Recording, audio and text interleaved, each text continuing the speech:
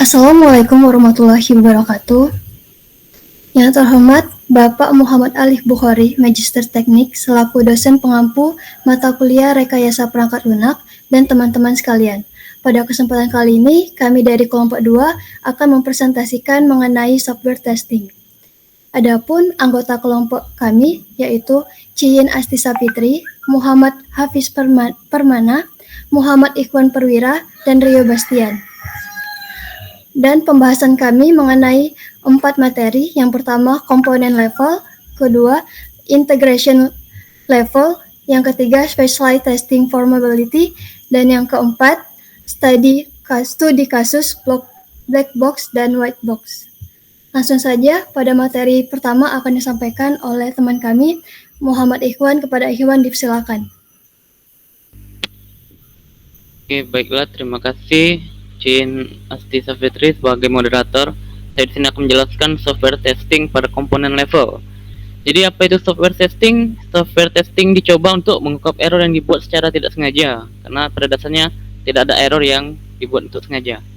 Siapa saja yang melakukan software testing ini adalah project manager, software engineer, dan spesialis testing. Kenapa testing itu penting? Karena testing bertanggung jawab dalam aksi engineering. Jika dilakukan sembarangan, waktu terbuang sia-sia, usaha yang tidak penting dilakukan, mendapatkan error yang bersembunyi yang tidak terdeteksi. Strategi dalam software testing yaitu melakukan review teknis. Dengan ini banyak error akan dieliminasi sebelum testing dimulai. Kemudian testing dilakukan oleh pengembang software dan untuk proyek besar sebagai kelompok tester. Testing dan debugging itu mirip, tapi adalah hal yang berbeda. Debugging itu diakomodasi dalam strategi testing. Kemudian verifikasi dan validasi. Verifikasi dan validasi juga mirip-mirip, namun adalah dua hal yang berbeda. Jadi verifikasi itu merujuk pada kelompok tugas yang memastikan software itu diimplementasikan secara benar sesuai fungsi spesifiknya. Kalau validasi itu merujuk pada sekelompok tugas yang memastikan software telah dibuat dapat dilacak untuk kebutuhan customer. Nah, jadi pertanyaan-pertanyaan pada verifikasi dan validasi pada dasarnya adalah, kalau verifikasi itu apakah produk yang dibuat sudah benar? Nah, kalau validasi itu apakah benar produk ini yang dibuat? Oke, slide berikutnya. Nah, jadi gambaran besar strategi testing itu adalah unit testing. Gambaran umumnya ini ya, unit testing, integration testing, validation testing, dan system testing. Dalam unit testing ini ada yang namanya kode yang dites. Kalau integrasi testing ini desainnya yang dites. Kalau validasi testing ini requirements. Kalau sistem testing ini sistem engineering yang diperhatikan. Nah, berikutnya, nih tahap-tahapan dalam software testing. Yang pertama dimulai dari unit test. Nah, unit test ini apa? Unit test ini kode tunggal. Misalnya kalau kode atau fungsi atau metode atau kelas tersebut ngapui. Misal kalau untuk validasi password, validasi password kan itu kan unit testing tunggal, apakah validasinya berhasil atau tidak. Nah, kalau validasi email dan password itu sudah termasuk dalam integrasi test. Nah, validasi email dan password misalnya, kalau dalam login itu namanya login test. Nah, itu sudah termasuk dalam integration test. Nah, kalau cuman satu saja testingnya, misalnya kalau validasi password saja atau validasi email saja, nah itu namanya unit test. Nah, kemudian dari login test itu, kalau keseluruhan dites itu sudah termasuk tes tingkat tinggi, yang mana mengikuti persyaratan atau requirements dari user, mintanya nak cak mana. Nah, dari requirements. Tapi kalau unit tunggal, tes unit tunggal itu unit test. Oke, slide berikutnya. Nah, jadi tadi sudah jelaskan, unit testing adalah jenis software testing yang dilakukan untuk menguji satu bagian atau komponen software. Nah, jadi satu komponen itu, misalnya kalau validasi password itu kan satu unit, validasi email satu unit. Misalnya ngetes periksa jumlah akun dalam dalam kasus bank akun bank misalnya kan, itu unit test. Nah, tapi kalau sudah keseluruhan itu sudah termasuk sistem. Nah, dan di sini ada environment unit test. Di environment unit test ini ada sub bagiannya, yaitu modul yang akan dites terdiri dari sub bagian test case. Nah, test case ini sebenarnya bisa di-embed dari user case pada requirements engineering dari dokumen SRS. Oke, slide berikutnya. Nah, kapan tes itu selesai? Kriteria selesai yang pertama adalah tidak pernah selesai, karena tes pada dasarnya user kalau mengeksekusi program itu berarti program sedang dites. Nah, dikatakan selesai tes ketika Anda kehabisan energi untuk melakukannya. Nah, requirement dan use case. Jadi use case dan functional requirement dapat dilakukan sebagai panduan pembuatan test case secara sistematik. Jadi kalau bingung mau ngapain, tes apa yang dicoba, nah bisa dilihat dari use case tersebut. Nah, kemampuan pelacakan untuk memastikan bahwa proses pengujian dapat diaudit, setiap kasus uji harus dapat dilacak kembali ke persyaratan fungsional atau non-fungsional tertentu atau anti permintaan. Seringkali persyaratan non-fungsional perlu dapat dilacak untuk bisnis atau persyaratan arsitektur tertentu. Banyak pengembang agil, pengembang cepat maksudnya gerak cepat, menolak konsep keterlacakan sebagai hal yang tidak perlu. Kemudian ada yang namanya white box testing, kadang disebut glass box testing atau structural testing. Desain filosofi test case yang menggunakan real struktur yang digambarkan sebagai bagian dari komponen level design. Nah, dengan menggunakan white box testing, Anda dapat menurunkan test case yang menjamin semua langkah independen di dalam modul sudah dilakukan paling tidak sekali. Melakukan semua keputusan secara logika dalam sisi kebenaran dan kesalahan. Mengeksekusi segala perulangan dalam batasan mereka. Melakukan struktur data internal untuk memastikan validalitas. Oke, slide berikutnya.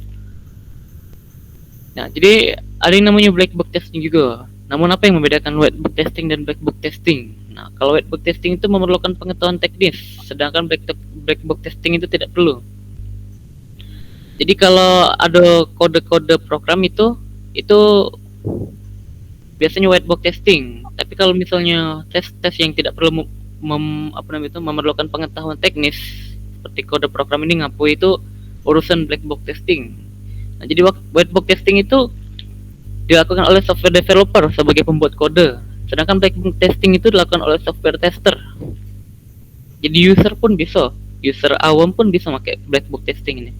Nah, kalau white box testing itu tujuannya untuk menguji struktur program. Kalau black box testing itu untuk menguji fungsionalitas program. Kayak simpelnya struktur program itu bagaimana program itu bekerja. Nah, kalau black box testing itu menguji fungsionalitas program, apakah program yang dimaksud sudah berfungsi atau belum. Kalau misalnya tidak sesuai dengan requirement atau fungsionalitas tersebut, maka tes itu gagal, black box testing.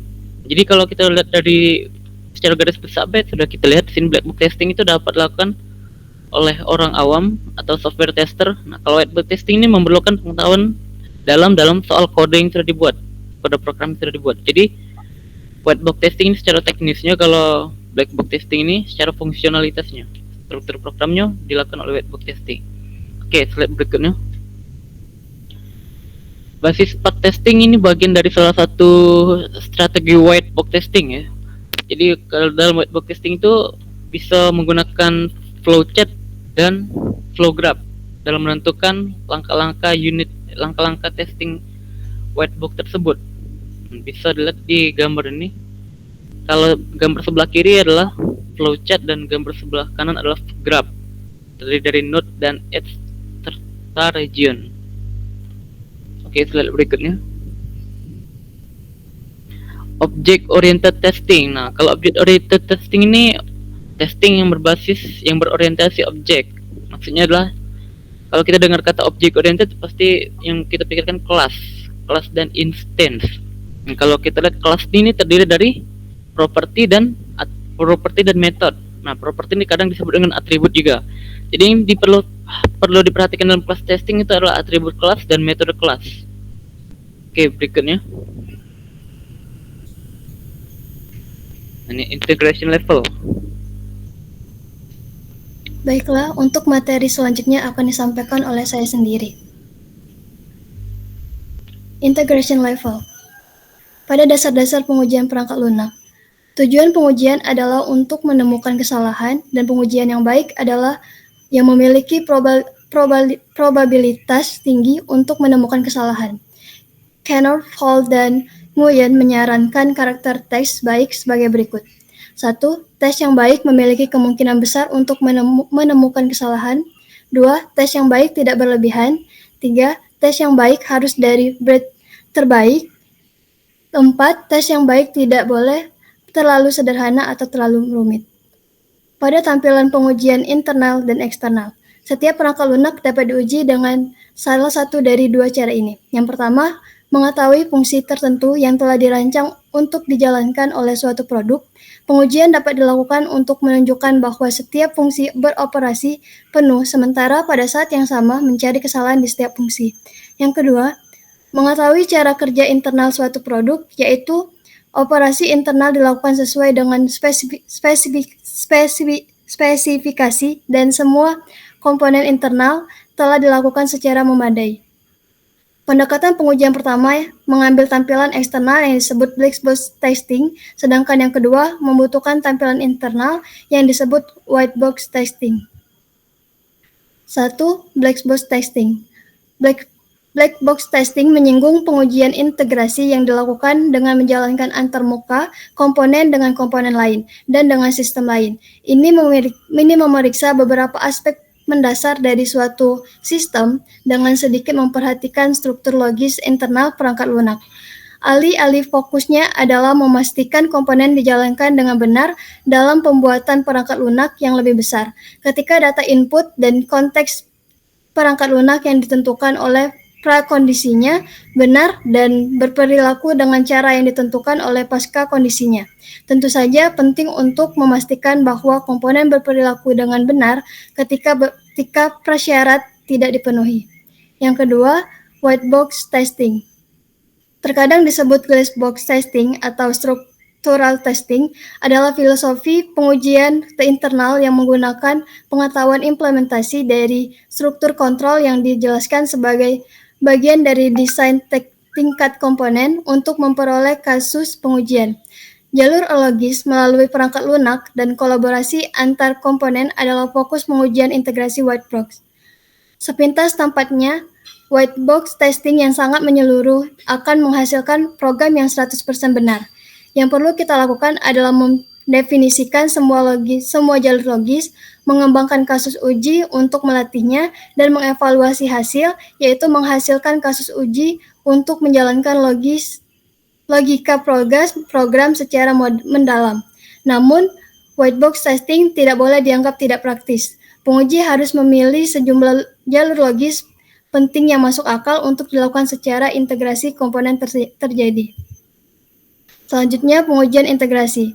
Pengujian integrasi adalah teknik sistematis untuk membangun arsitektur perangkat lunak, sementara pada saat yang sama melakukan pengujian untuk mengungkap kesalahan yang terkait dengan antarmuka. Tujuannya adalah untuk mengambil komponen yang diuji unit dan membangun struktur program yang telah ditentukan oleh desain. Sering ada kecenderungan untuk mencoba integrasi non-incremental, yaitu membangun program dengan menggunakan pendekatan Big Bang. Dalam pendekatan Big Bang, semua komponen digabungkan terlebih dahulu dan seluruh program diuji secara keseluruhan. Ada beberapa struktur pengujian integrasi increment umum sebagai berikut. Yang pertama, top-down integration. Pengujian integrasi top-down adalah pendekatan tambahan untuk konstruksi arsitektur perangkat lunak. Modul-modul diintegrasikan dari atas ke bawah melalui hierarki kendali. Dimulai dengan modul kendali utama, yaitu atau program utama. Modul subordinat dari modul kendali utama dihubungkan ke struktur yang paling dalam. Depth first integration atau yang paling luas, breadth first integration dahulu. Berikut ada ilustrasi top-down integration. Pada depth first integration, di mana akan mengintegrasikan semua komponen-komponen pada struktur jalur kendali mayor. Pada gambar berikut, misalkan dipilih dari jalur kiri, maka komponen M1, M2, M5 akan diintegrasikan terlebih dahulu, kemudian M8 atau M6 akan diintegrasikan. Yang kedua, pada breadth first integration, di mana akan mengintegrasikan semua komponen secara langsung ke tiap tingkat bergerak secara horizontal. Pada ilustrasinya, Misalnya, komponen M2, M3, dan M4 akan diintegrasikan terlebih dahulu, kemudian baru M5, M6, dan seterusnya. Yang kedua ada bottom-up integration. Sesuai namanya, integrasi ini dimulai dari modul terkecil. Karena komponen diintegrasikan dari bawah ke atas, subordinat untuk tingkat bersangkutan dari komponen selalu diperlakukan untuk diproses, dan kebutuhan terhadap subs dapat dihilangkan. Berikut adalah ilustrasinya. Komponen dikombinasikan untuk membentuk cluster 1, 2, dan 3. Tiap cluster dites dengan menggunakan driver. Kemudian pada cluster 1 dan 2 adalah ordinatnya drive D1, drive 1 akan dan D2 dihilangkan dan cluster dihubungkan langsung ke MA. Demikian seterusnya. Saat integrasi semakin bergerak ke atas, kebutuhan akan test driver yang terpisah juga akan semakin sedikit. Pada kenyataannya, jika dua level dari atas dari struktur program diintegrasikan dari atas ke bawah, jumlah driver akan banyak dikurangi dan integrasi dari cluster akan sangat disederhanakan. Yang ketiga ada integrasi berkelanjutan, yaitu praktik menggabungkan komponen ke dalam peningkatan perangkat lunak yang berkembang sekali atau lebih setiap hari. Ini adalah praktik umum untuk tim yang mengikuti praktik pengembangan tangkas seperti XP atau DevOps. Terkadang sulit untuk memelihara sistem dengan menggunakan alat integrasi berkelanjutan. Yang keempat ada integration test work product. Rencana keseluruhan untuk integrasi perangkat lunak dan deskripsi pengujian spesifik didokumentasikan dalam spesifikasi pengujian. Produk kerja ini menggabungkan rencana pengujian dan prosedur pengujian dan menjadi bagian dari konfigurasi perangkat lunak. Pengujian dibagi menjadi beberapa phase atau pembangunan tambahan yang membahas karakteristik fungsional dan perilaku spesifik dari perangkat lunak. Misalnya, pengujian integrasi untuk sistem keamanan Safe Home dapat dibagi dari fase pengujian berikut: integrasi pengguna, pemrosesan sensor, fungsi komunikasi, dan pemrosesan alarm. Selanjutnya ada kecerdasan buatan dan pengujian regresi. Setiap kali modul baru ditambahkan sebagai bagian dari pengujian integrasi, perangkat lunak berubah. Dalam konteks strategi pengujian integrasi, pengujian registrasi adalah eksekusi ulang beberapa subset pengujian yang telah dilakukan untuk memastikan bahwa perubahan tidak menyebarkan efek samping yang tidak diinginkan.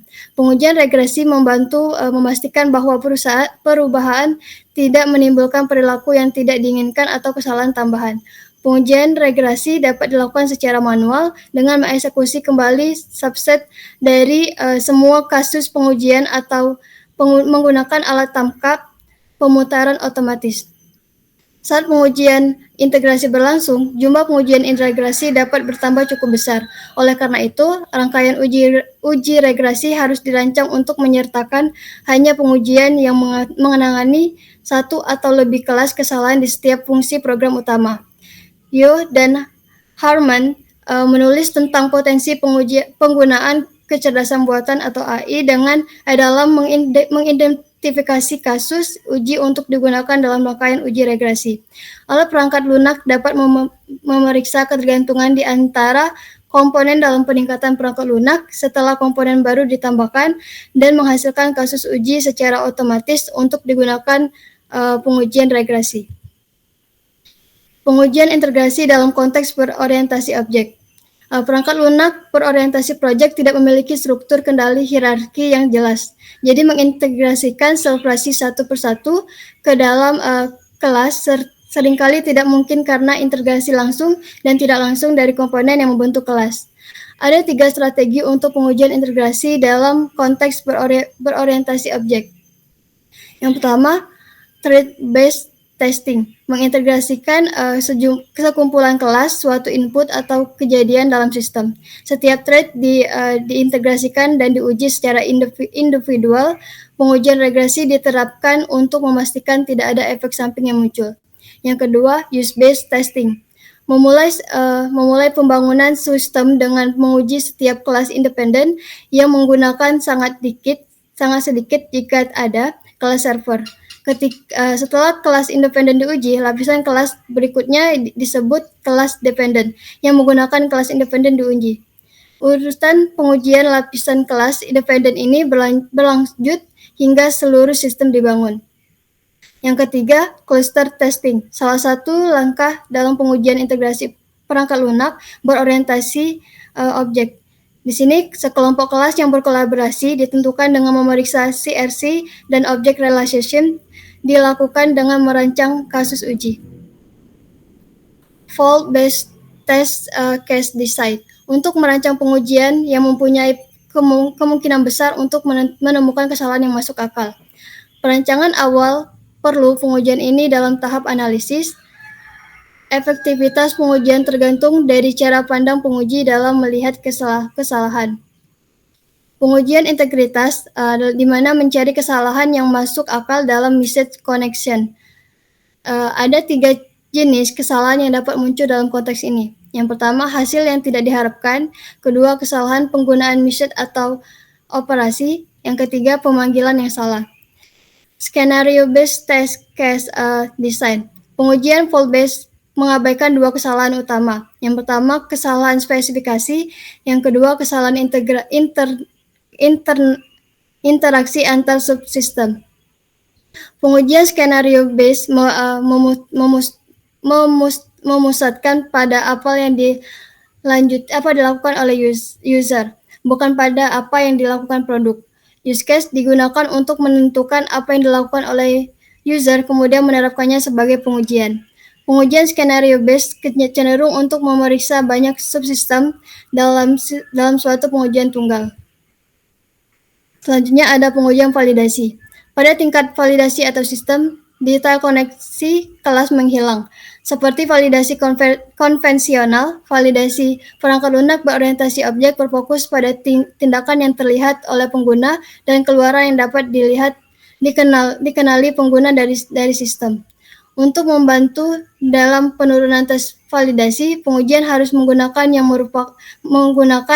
bagian dari model persyaratan. Use case menyediakan skenario yang memungkinkan kemungkinan besar untuk menemukan kesalahan dalam persyaratan integrasi pengguna.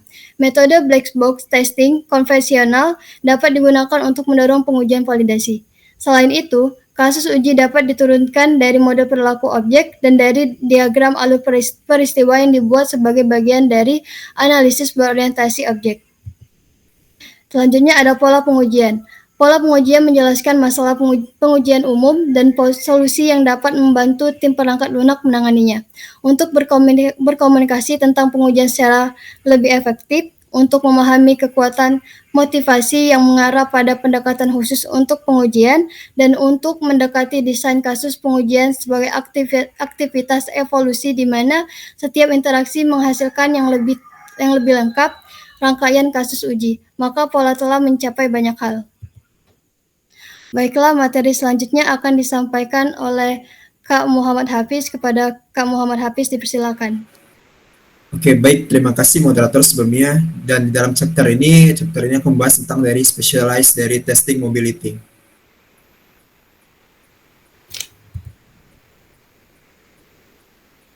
Dan ini merupakan summary awal atau penjelasan awal yang terkemas dari 5W+1H. Yang pertama yaitu apa testing mobility. Testing mobility adalah kumpulan dari kegiatan terkait dengan satu tujuan, dengan bertujuan untuk mengungkapkan kesalahan dalam isi, fungsi, kegunaan aplikasi seluler, navigasi, kinerja, kapasitas, dan safety atau keamanan. Dan siapa yang melakukan kegiatan testing mobility? Biasanya itu software engineer dan other project stakeholder, biasanya manager, customer, and end user. Dan semua yang berpartisipasi dalam melakukan mobility testing. Selanjutnya, kenapa melakukan testing mobility itu penting?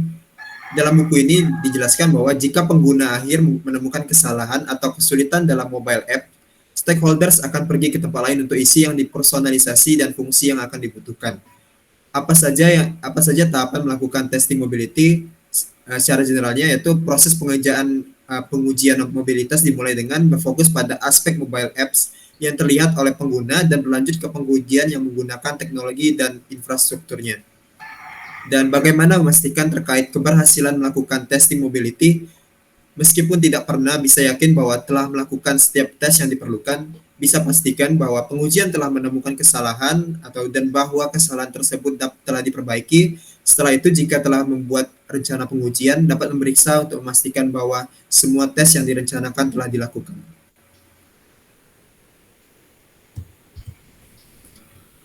Dan ini merupakan penjelasan dari Mobile Testing Guideline yang merupakan panduan secara singkatnya pada bagian mobile testing. Panduan berikut memberikan dasar atau fundamental untuk seluler melakukan pengujian aplikasi. Yang pertama, pahami landscape jaringan dan perangkat sebelum pengujian untuk mengidentifikasi suatu error. Yang kedua, melakukan pengujian dalam kondisi pengujian yang tidak terkendali. Pengujian berbasis lapangan. Yang selanjutnya itu pilih tools atau alat uji otomatasi yang tepat. Gunakan metode matrix platform perangkat tertimbang untuk mengidentifikasi yang paling kritis sehingga kendala dapat ditemukan. Kombinasi penggunaan perangkat lunak, perangkat keras atau platform yang diuji. Dan yang terakhir yaitu lakukan pengujian kinerja, pengujian GUI dan pengujian kompatibilitas menggunakan perangkat yang sebenarnya. Selanjutnya yaitu membahas tentang the testing strategy. Strategi untuk menguji aplikasi mengadopsi prinsip dasar untuk semua perangkat lunak pengujian. Namun sifat unik dari mobile apps menuntut pertimbangan sejumlah masalah khusus. Yang pertama yaitu pengujian pengalaman pengguna dari user experience-nya. Pengguna terlibat di awal proses pengembangan untuk memastikan bahwa mobile apps memenuhi harapan kegunaan dan aksesibilitas para pemangku kepentingan di semua perangkat yang didukung atau para stakeholder-nya. Yang kedua yaitu pengujian kompatibilitas perangkat. Penguji memverifikasi terlebih dahulu bahwa mobile apps bekerja dengan benar pada semua kombinasi perangkat keras dan perangkat lunak yang diperlukan pengujian kinerja. Yang ketiga, pengujian konektivitas. Penguji memastikan bahwa mobile apps dapat mengakses semua jaringan atau layanan web yang dibutuhkan dan dapat mentolerir lemah atau terputusnya akses dari jaringan. Selanjutnya, pengujian keamanan atau safety. Penguji memastikan bahwa mobile apps tidak membahayakan privasi atau persyaratan keamanan penggunanya. Yang terakhir yaitu pengujian sertifikasi. Pengujian memastikan bahwa mobile apps memenuhi standar didirikan oleh toko aplikasi yang akan segera mendistribusikannya. Dan ini merupakan beberapa poin yang sering pada bagian user experience, pengalaman dari user atau testing usersnya. Yang pertama, gesture testing. Penjelasannya yaitu layar sentuh ada di mana-mana di perangkat seluler dan sebagai akibatnya pengembang telah menambahkan gerakan multi-touch, misalnya menggesek, memperbesar, menggulir, memilih sebagai sarana untuk menambah kemungkinan interaksi pengguna tanpa kehilangan layar nyata. Yang kedua, virtual keyboard input. Keyboard input biasanya lebih kecil dari keyboard komputer pribadi, oleh karena itu sulit untuk mengetik dengan 10 jari karena kuncinya sendiri adalah lebih kecil dan lebih sulit untuk dipukul dan tidak memberikan umpan balik taktil atau jelas. Mobile apps harus diuji untuk memastikan bahwa itu memungkinkan koreksi dari kesalahan atau error yang mudah dan dapat mengelola kata-kata yang salah ketik. Yang ketiga yaitu voice input atau recognition. Input suara telah menjadi metode yang semakin umum untuk memberikan input dan perintah dalam suatu mobility. Masukan suara dapat mengambil beberapa bentuk dengan tingkat kompleksitas pemrograman yang berbeda yang dibutuhkan untuk memproses masing-masing. Yang keempat, alerts and extraordinary kondisi. Saat aplikasi seluler berjalan dalam lingkungan waktu nyata, ada beberapa faktor yang dapat mengaruhi perilakunya. Misalnya, sinyal WiFi mungkin hilang atau pesan teks masuk, panggilan telepon, atau peringatan kalender dapat diterima saat pengguna bekerja dengan aplikasi seluler. Dan ini merupakan pembahasan tentang web testing strategies. Pengujian adalah proses menjalankan perangkat lunak dengan maksud untuk menemukan dan akhirnya memperbaiki kesalahan. Faktanya, karena sistem dan aplikasi berbasis web berada di jaringan dan beroperasi dengan banyak sistem operasi, browser atau perangkat komunikasi pribadi lainnya, keras, komunikasi protokol, dan aplikasi ROM belakang pencari kesalahan merupakan tantangan. Seperti yang bisa dilihat di dalam suatu gambar, terdapat beberapa variabel configuration testing, interface testing, navigation testing, dan ada juga alur ataupun flow dari setiap, mulai dari usernya, interface design, aesthetic design, sampai ke komponen design, dan dilanjutkan dengan implementasi teknologinya, yaitu konfigurasi testing, performance, dan yang terakhir atau security testing. Dan untuk membahas tentang security testing merupakan mencoba untuk memverifikasi terlebih dahulu bahwa mekanisme perlindungan dibangun ke dalam sebuah sistem. Pada kenyataannya akan melindunginya dari penetrasi yang tidak tepat. Dengan waktu dan sumber daya yang cukup, pengujian keamanan menyeluruh pada akhirnya akan menembus sebuah sistem. Security system testing dirancang untuk menyelidiki kerentanan lingkungan sisi klien, komunikasi jaringan yang terjadi saat data di server dan kembali lagi, dan lingkungan sisi server. Masing-masing domain ini dapat diserang dan merupakan tugas penguji keamanan atau security tester untuk mengungkapkan kelemahan yang dapat dimanfaatkan oleh mereka yang memiliki niat untuk melakukan dari kegiatan security testing itu tadi.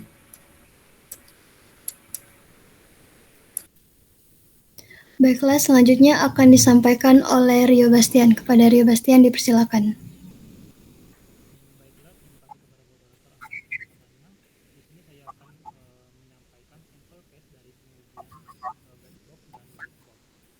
Nah, sebelum yang kita tahu bahwa black box dan white box itu, untuk black box adalah pengujian terhadap fungsionalitas sebuah aplikasi atau program apapun yang sedang dikembangkan, dan white box adalah metode uji coba struktur internal aplikasi melalui sebuah piranti software. Nah, pada kasus ini kami menguji coba web application Fast and Cheap, yang mana Fast and Cheap ini merupakan sebuah toko online yang khusus menjual barang-barang elektronik, mulai dari komputer, LCD, monitor, laptop, dan aksesoris lainnya. Nah, di dalam website ini terdapat beberapa kategori, di mananya di setiap topik atau produk yang disajikan diberikan penjelasan secara rinci, baik dari spesifikasi, kelebihan, dan kelemahan terhadap produk yang dikehendaki, sehingga menjadi bahan pertimbangan sebelum membeli produk tersebut. Oke, pertama-tama kami akan menguji black box pada Fast and Cheap ini. Nah, pada pengujian ini pertama-tama kami akan menguji halaman dari registrasi atau halaman pendaftaran untuk menjadi anggota, supaya bisa memberikan komentar terhadap produk yang ditampilkan pada sistem penjualan online Fast and Cheap ini. Nah, ini merupakan tampilan dari form registrasi atau halaman registrasi dari web application Fast and Cheap. Nah, pada halaman ini kami menemukan beberapa kesalahan validasi, yaitu sebagai berikut, di mana tab index tidak berjalan dengan semestinya, yang maksudnya bahwa ketika kita ingin menginput nama, dan ketika kita sudah ingin menginput nama, ketika kita menekan tombol tab itu, inputan kita tidak beralih ke alamat, melainkan beralih ke kode pos, sehingga itu merupakan kesalahan validasi.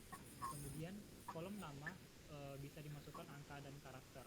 Nah, pada tampilan ini kita bisa lihat bahwa kolom nama selain hanya huruf, juga bisa dimasukkan berupa angka, yang mana ini menyalahi aturan yang yang seharusnya, di mana nama tidak ada yang menggunakan angka, yang seharusnya itu berbentuk string bukan integer. Kemudian pada kolom telepon bisa dimasukkan huruf dan karakter. Nah, ini sama kasusnya seperti yang tadi, namun ini sebaliknya, karena nomor telepon ataupun nomor yang bisa dihubungi pada aplikasi ini merupakan nomor yang bertipe data integer. Nah, untuk form pengisian ini dia bisa mengisikan berupa karakter-karakter juga atau string. Nah, yang terakhir, tidak terdapat captcha untuk memastikan bahwa user adalah manusia. Nah, captcha itu kita gunakan untuk memverifikasi bahwa user yang sedang register itu adalah manusia.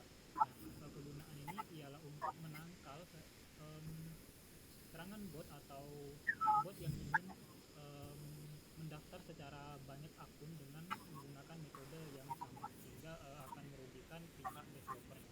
Selanjutnya, nah pada pengujian kedua kami menguji di halaman new product dengan tampilan sebagai berikut. Nah, pada halaman ini kami menemukan juga beberapa ketidaknyamanan untuk pengguna, di antaranya yaitu ada beberapa rincian produk yang tidak lengkap. Nah, di sini bisa kita lihat pada baris nomor 2, yaitu wireless baby monitor color camera kit, itu pada informasi brandnya itu tidak tersedia. Kemudian di bawahnya juga itu sound activate mini div cam recorder itu juga tidak disertakan nama brandnya.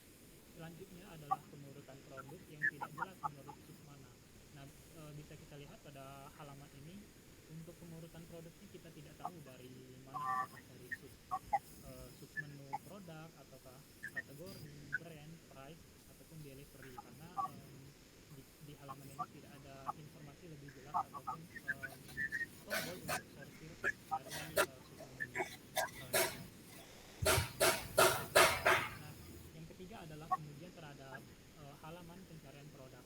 Nah, pada halaman pencarian produk ini kami menemukan juga beberapa kesalahan validasi dengan 6 kesalahan yang belum sempurna, yaitu pada kolom harga itu bisa dimasukkan huruf dan karakter, yang mana seharusnya kolom harga itu berdasar integer, namun ini kita bisa menggunakan karakter, yang mana karakter itu merupakan tipe data string. Kemudian yang kedua adalah kesalahan pada pencarian yang tidak sesuai dengan kenyataan. Pesan kesalahan yang tertampil itu selalu without thousand and decimal separator. Walaupun walaupun input yang kita masukkan itu berupa karakter, namun informasi kesalahannya itu menginformasikan bahwa kita itu menggunakan inputan integer namun dengan desimal atau separator. Oke, selanjutnya. Nah, yang keempat itu adalah pengujian terhadap halaman komentar dengan tampilan sebagai berikut, di mana halaman komentar ini kami menemukan juga ada kesalahan validasi, atau di mana batas karakter yang digunakan untuk berkomentar itu tidak dibatasi, sehingga ketika user ingin berkomentar itu bisa saja user memasukkan ribuan atau bahkan jutaan karakter di dalam komentar tersebut, karena di komentar tersebut tidak dibatasi jumlah karakter yang diizinkan untuk berkomentar. Selanjutnya, nah selanjutnya ini adalah pengujian white box dari web application fast and cheap tadi. Nah, sama seperti sebelumnya, kami mula-mula menguji pada halaman pendaftaran anggota. Pada halaman ini kami tidak menemukan adanya kendala pada struktur internal dari web fast and cheap ini. Dengan algoritma yang dijalankan oleh aplikasi ini sesuai dan tidak ada kejanggalan. Nah, untuk algoritmanya adalah sebagai berikut, di mana mula-mula user memasukkan username dan email password. Kemudian jika data valid, maka user akan login, dan jika tidak, maka user akan kembali memasukkan user dan passwordnya. Selanjutnya. Nah, selanjutnya kami menguji pada white box di halaman tambah komentar.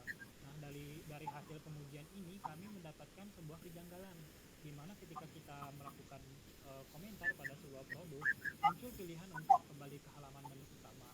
Nah, ketika kami ingin beralih ke halaman utama tersebut, sistem mengarahkannya bukan ke halaman utama, melainkan kembali ke menu login, yang mana itu tidak sesuai dengan informasi yang tertera pada pop-up menunya.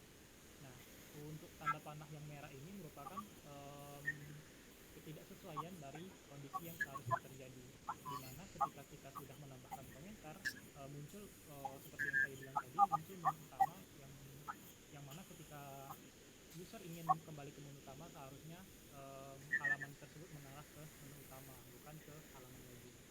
Oke, selanjutnya. Nah, yang ketiga kami menguji halaman shopping cart atau keranjang belanja, yang mana tidak terdapat validasi jumlah stok produk terhadap database, sehingga pengguna bisa memasukkan angka jumlah produk yang sangat besar, yang lebih besar dari jumlah produk sebenarnya atau stok produk sebenarnya. Kesalahan ini sangat fatal ya, yang akan berdampak sangat buruk dan dapat merugikan pengguna maupun penjualnya. Nah, untuk algoritmanya adalah sebagai berikut, di mana flowchart yang berwarna merah merupakan sistem yang tidak tersedia atau salah pada aplikasi custom chip ini. Nah, bisa kita lihat di sini ketika tidak adanya percabangan ketika jumlah pembelian itu lebih kecil atau sama dengan stok barang, sehingga bagaimanapun jumlah yang kemudian yang akan dimasukkan itu akan termasuk ke perhitungan barang produk. Nah, untuk screenshot hasil dari contoh pembelian produknya adalah sebagai di bawah ini, di mana kuantitasnya itu adalah 900 unit, yang mana itu merupakan tidak mungkin adanya sebanyak itu. Oke, selanjutnya. Nah, dari hasil pengujian menggunakan black box dan white box tersebut pada aplikasi penjualan online custom chip ini, kami memiliki saran untuk pengembangan aplikasi ini ke depannya dengan poin-poin yang telah kami susun ialah sebagai berikut.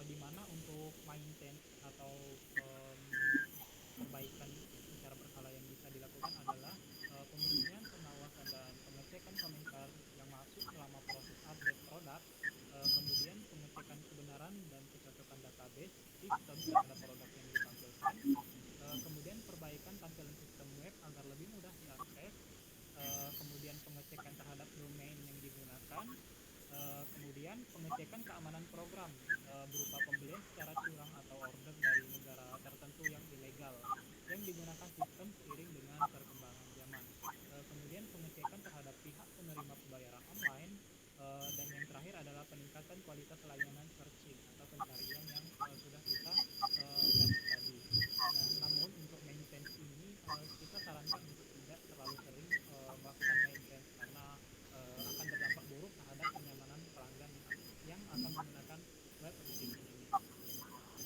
Kemudian kami juga menyarankan fitur-fitur yang bisa ditambahkan dalam web application ini, antara lain adalah forum per topik. Forum per topik ini kita gunakan untuk berdiskusi mengenai pertimbangan dalam hal menentukan pilihan dalam membeli produk yang sedang dibahas dalam forum tersebut. Kemudian terdapat fasilitas diskon untuk member dengan ketentuan sedemikian rupa sehingga bisa memperbanyak pelanggan. Nah, kemudian untuk fitur pengganti bahasa sehingga pelanggan dari dalam ataupun luar negeri juga bisa menggunakan web application tersebut, yang mana memungkinkan pengguna lebih mudah untuk memahami bahasa yang digunakan di dalam aplikasi tersebut. Kemudian fitur cetak dokumen atau fitur print bagi pelanggan yang ingin mencetak informasi tentang produk ataupun di forum. Kemudian membuat aplikasi yang dapat berjalan pada multi platform agar bisa diakses dengan mudah dan lebih cepat. Dan yang terakhir adalah penambahan fitur Facebook, Twitter, blog, dan sebagainya untuk dapat memudahkan dalam hal promosi ataupun pembagian informasi mengenai produk-produk atau jasa yang ada di platform itu. Baiklah, itu saja yang saya sampaikan mengenai pengetesan black box dan white box. Terima kasih atas kesempatan. Saya kembalikan ke moderator.